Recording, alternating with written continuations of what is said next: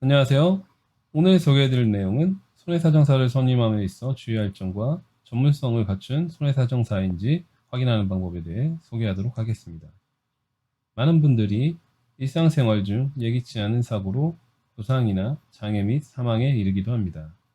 이럴 경우를 대비하여 대부분의 사람들은 보험을 가입합니다.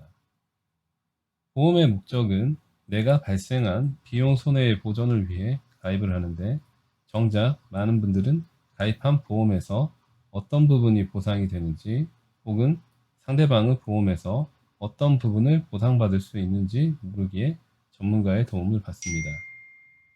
문제는 사회 네트워크 혹은 인터넷을 통해 만나거나 상담을 받은 내용이 과연 전문성이 있는지 의문입니다. 전문가란 국어사전을 검색해보면 어떤 분야를 연구하거나 그 일에 종사하여 그 분야에 상당한 지식과 경험을 가진 사람이라고 명시하고 있습니다. 그럼 손해사정 관련 전문가는 어떤 사람에게 위임을 해야 할지 확인이 필요합니다. 첫째, 국가에서 인정하는 자격의 요건을 갖고 있는지 확인이 필요합니다.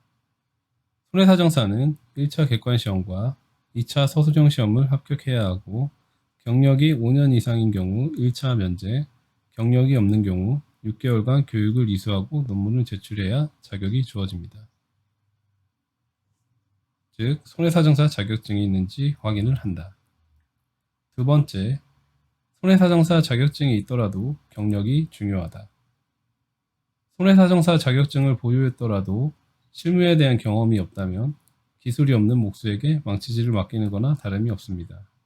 어떤 업무든 자격을 갖추었는지도 중요하지만 해당 업무에 대한 경험과 노하우는 무시할 수가 없습니다. 특히 보험금 산정에 있어서 절차의 중요성, 법률 해석, 의학적 지식이 풍부해야 정확한 핵심을 잡고 문제 해결을 할 수 있습니다. 세 번째, 전문가가 아닌 기술자에게 맡겨야 한다.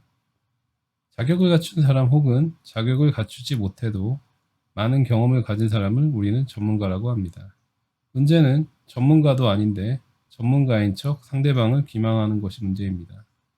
일반인들은 명함의 직급을 보고 그 사람의 경력을 대략적으로 인지하고 믿습니다. 명함에 적힌 직급을 보고 판단하지 마시고 양력 확인을 하시는 것이 더 신빙성이 있을 겁니다. 네 번째, 질문한 사항에 대해 문제점이 무엇인지, 해결에 대한 방법을 알고 있는지 확인해야 합니다. 질문한 내용에 두루뭉실한 답변을 한다면 사건에 대해 정확하게 모르고 있을 수도 있습니다. 그럴 경우 사고 처리 사례가 있는지 물어본 이후 사고 처리를 어떻게 처리했고 결과는 어떻게 발생을 했는지 설명을 해달라고 요청해야 합니다. 경험이 없다면 이 부분에 대해 정확한 답변을 할 수 없을 것입니다. 다만 구체적인 금액을 알려달라는 질문에 대해 필자 또한 알 수가 없습니다. 손해사정 업무 특성상 법률적으로 증빙이 된 서류에 대해서만 객관적인 손해액 산정을 할 수 있기에 상담인이 고드로 말한 답변과 서류와는 많은 차이가 있는 경우가 제 경험상 많았습니다. 제일 정확한 방법은 해당 사무실에 방문하여 손해사정 업무를 하고 있는지, 손해사정사인지 확인 이후 업무에 대한 능력평가는 사례에 대한 데이터를 보여달라고 하시는 것이 가장 빠릅니다. 손해사정사는 손해사정 업무를 함에 있어 손해사정서를 작성하여 보험사 및 의뢰인에게 교부하게 되어 있습니다. 또한 작성한 손해사정서는 일정 기간 보존을 하게 되어 있습니다. 업무 경험이 많다면 당연히 손해사정서가 많이 누적되어 있을 것입니다. 결론으로 우리는 현재 정보의 포화 속에 살고 있습니다.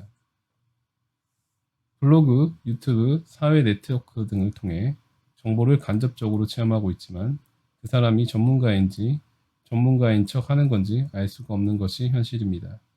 사고 해결에 대한 필요한 정보를 얻기 위해 다양한 방법으로 정보 습득을 하는 것은 좋은 방법입니다.